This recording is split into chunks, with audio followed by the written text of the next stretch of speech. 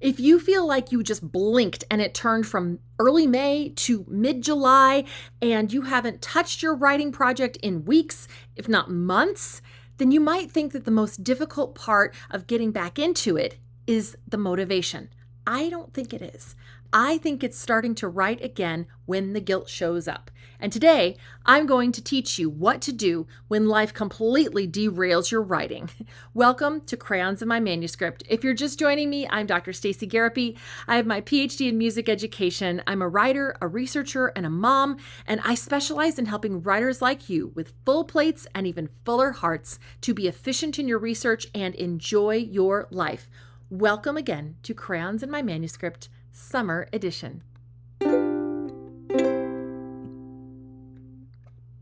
So I know personally for me, I have a writing project that's due at the end of the year, and I feel like summer is just whooshing by. But then because I'm a parent and because my sense of time is like really wibbly wobbly, timey wimey, because watching a kid grow up in front of you is like, it messes with your sense of time. I also can't wait for school to start in the fall because I need consistent care for my kid. And this is something that we really struggle with as writers and researchers. So I first want to normalize that and say, you know what? It's normal to take these kinds of breaks. It's normal for time to kind of get away from us. That doesn't mean you're not a writer or a researcher, but it does mean that we need to stop and to evaluate what our process looks like or what we can do moving forward. Because here's the mistakes that I see. I often see people, they either wait for motivation. They're like, okay, I don't feel like it right now. It's summertime.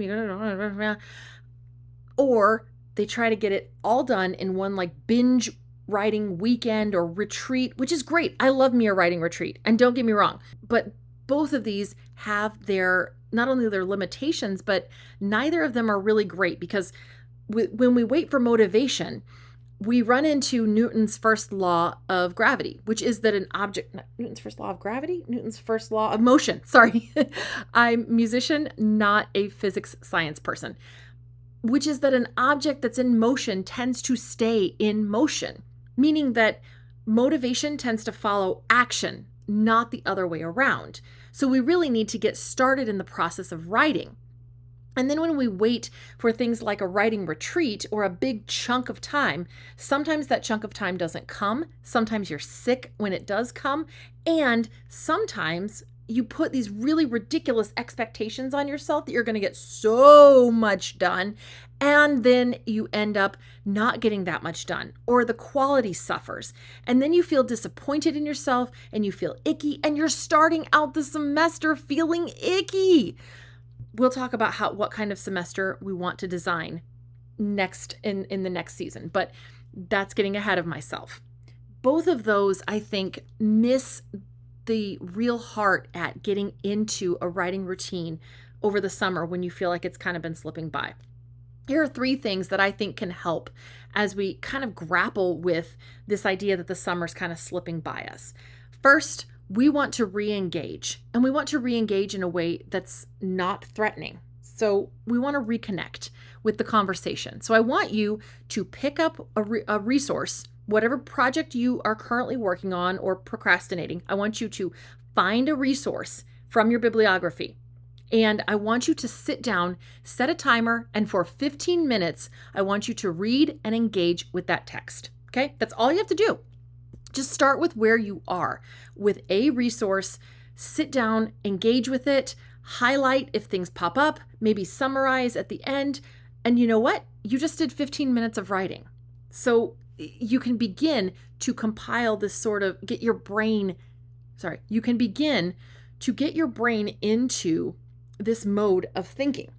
Second, remember what I said about big writing sessions and we like set up our expectations and we like build them up really big? Okay. I want you to do the opposite of that. So the second thing is to aim for the smallest target. And I'm talking like one paragraph, because we're going to take Newton's first law of motion and we're going to make it work for us. We're going to like write one paragraph. We are going to read one chapter. We are not going to write one chapter. We are going to read one chapter. We are going to make the smallest possible measures of success, because what this begins to do is it builds on success and it closes loops in your brain, which your brain loves a closed loop. Think about Duolingo and how it's gamified language learning. We love closing those little loops. We love having a streak. And you know what? They celebrate the heck out of you doing 10 exercises. So you know what? You can celebrate the heck out of yourself doing 10 minutes of reading a resource and annotating it. All right.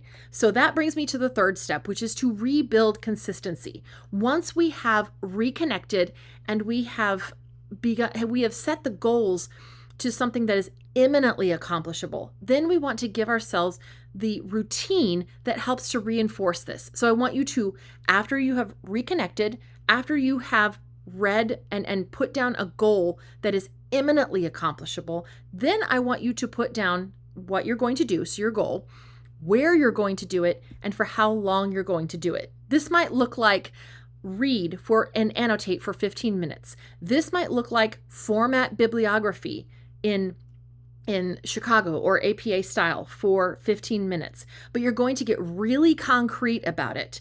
And you might think these small steps don't matter, but let me tell you, they begin to compound on one another, because remember I talked at the beginning about guilt? You know what guilt hates? It hates data. And now you have data to back up what you can say to it when it shows up. So you sit down to write and the guilt comes in and it's like, look at it. It's July 15th and you haven't written anything. And oh my gosh, and you're going to have to write your syllabi and you're going to have your students and it's all. You know what you do? You look at it and you say, I understand. I'm scared. I do feel behind, but I'm moving the ball forward by doing X, Y, and Z at X time. You remind it that you are there for yourself. You're showing up for yourself. And you are doing so in concrete ways that may be small, but they matter. And they begin to give you small wins, and those wins build on on themselves. So we take the time, we acknowledge the feelings. We can say, I do feel behind. I do have anxieties about the fall starting up soon. But we remember that we are moving the ball forward, and our feelings are like children. We don't stuff them in the trunk of the car, but we sure as heck don't let them drive. So I'd love to know, what things are you doing to move your writing and your research forward? What small steps are you taking? And what do you say? What's your go-to phrase that you use when guilt shows up? Do you have a persona for guilt? Is she named something like Sheila? Or like, what sorts of ways do you cope with that? I'd love to know in the comments below. Let's encourage one another and let's build one another up, and let's make the most of the rest of our summer. If you like this video, would you consider hitting like and subscribe? It really helps the algorithm, it helps the channel, and it helps us help more people as we seek to build a community of scholars who are supporting one another. Until next time, I want you to trust your words. You are building real scholarship amidst a real life. Every little bit counts, and I'm right here with you, cheering you on the whole way. Subscribe and join me next week for Crayons in My Manuscript. Until next time.